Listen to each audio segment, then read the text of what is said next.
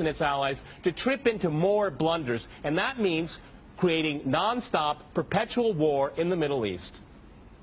Well, I'm going to make this interesting and disagree with everyone. Okay. I do not accept the premise, which probably isn't too much of a surprise, but nonetheless, I reject the premise that the whole point of the so-called war on terror or investing in the Mujahideen was to somehow fight terrorism or to make a better world.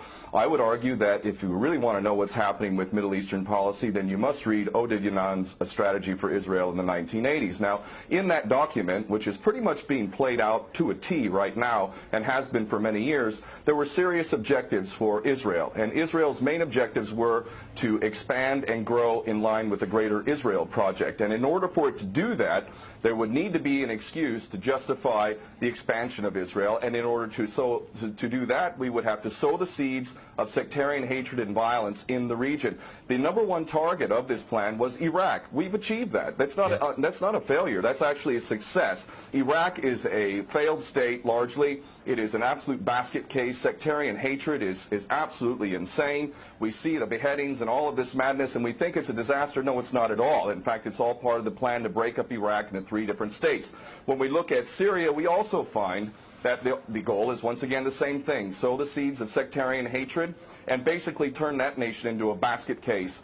This is happening according to plan as well. Now, ISIS, funny enough, could stand for the Israeli Secret Intelligence Service. Many people are seeing the very big benefits to the state of Israel, the so-called Jewish state of Israel, by the breakup and the balkanization of the surrounding states. So actually, if you believe what's being told to you, and I just don't know why anyone would believe anything that comes out of the mouth of virtually any Western leader, whether it be Obama or Bush or any of the rest of them, all of these people are nothing but patent liars, and everything they say is pretty much the opposite of the truth. So I don't accept virtually anything they say. Okay, good. Violence. Barack Obama did not bite at the opportunity to get involved in Syria a year ago. In fact, at the time when he was ready to start bombing Assad, just about 13 months ago, and we have he backed off as soon as the first excuse came to mind. We've been supporting ISIS. There is absolute continuity between the policies of Iraq and breaking it up and breaking up Syria as well. It is beyond naive to suggest that the U.S. doesn't have its fingerprints all over ISIS. In fact, tell me this: why has ISIS never once, or al-Nusra Front or al-Qaeda, not once have they attacked Israel? In fact, ISIS militants are getting medical attention in the Golan Heights and in Israel itself. What does that tell you? There is absolute continuity, but the actual policy, just like the Project for a New American Century laid out very clearly, that a, quote, new Pearl Harbor would be necessary to achieve this goal of full spectrum dominance. You could never tell the American people, or the world for that matter,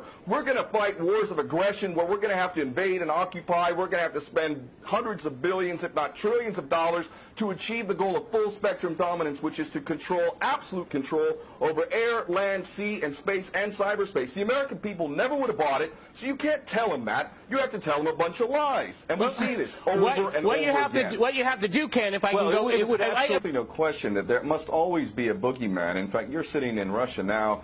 For 50 years plus, we were fighting this Cold War that really was an absolute charade to begin with. There never really was a threat of a Soviet invasion. And for decades, we spent insane amounts of money developing nuclear weapons to the point of really completely, totally collective insanity.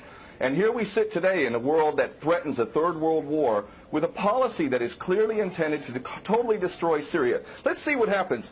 If we take Bashar al-Assad out of the equation in Syria, does anybody with half a brain not understand that that vacuum that's going to be created is going to be a vacuum filled by the most powerful interest there? And who is that right now? Well, that would be our best friends and allies, these little Frankenstein monsters that we create, whether it's al-Qaeda or al-Nusra Front or the latest ISIS monster that we've created. Those are the ones that are going to fill that vacuum, and that fits perfectly in line with Oded Yanan's A Strategy for Israel in the 1980s. And if these other two gentlemen haven't read that document, I seriously suggest you do. Another thing that's really worthy of pointing out is the so-called Islamic State is anything but Islamic. And yes, there is a war on Islam.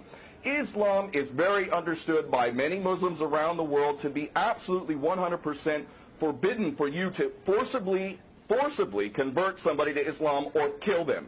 This is totally untrue. Back in the medieval times, when there was Muslim empires, it was an absolute understanding and policy amongst the Muslims who were in charge at that time that those who practiced whatever religion were allowed to continue practicing that religion, and they were not even forced to pay taxes into the Muslim empire itself. However, if people wanted to practice that religion, they would not be able to derive the benefits of the tax system and so on and so forth. The bottom line is no Muslim in their right mind would justify going in and literally executing men, women, and children simply because they don't convert to your religion. These people are not Islamic. They are creations of the monster, which is the empire of the United States and all its cohorts in Israel and England in particular. And this monster is purposely created to justify the continuing insanity of the never-ending war policy, which is really the core of America. And that is exactly why I renounced my U.S. citizenship. This madness cannot be considered anything but the major threat to the world.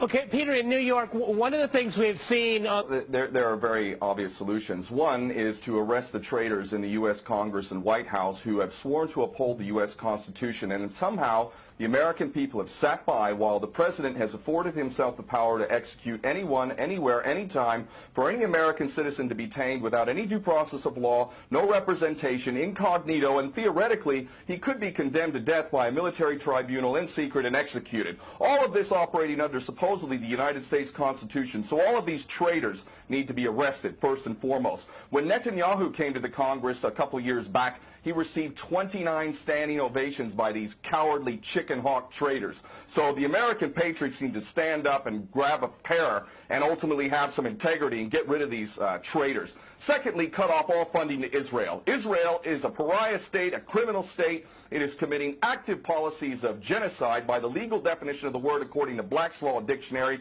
That country needs to be cut off right now. All of their attention needs to turn inward. Stop your little empire endeavors and full spectrum dominance and all of this sort of madness. Start taking care of your infrastructure back home. Start taking care of the American citizens who have worked their whole lives and now find themselves wondering how they're going to keep a roof over their head.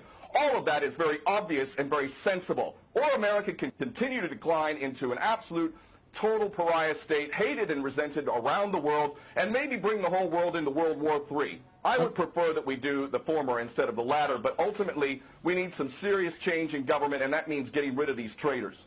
Okay.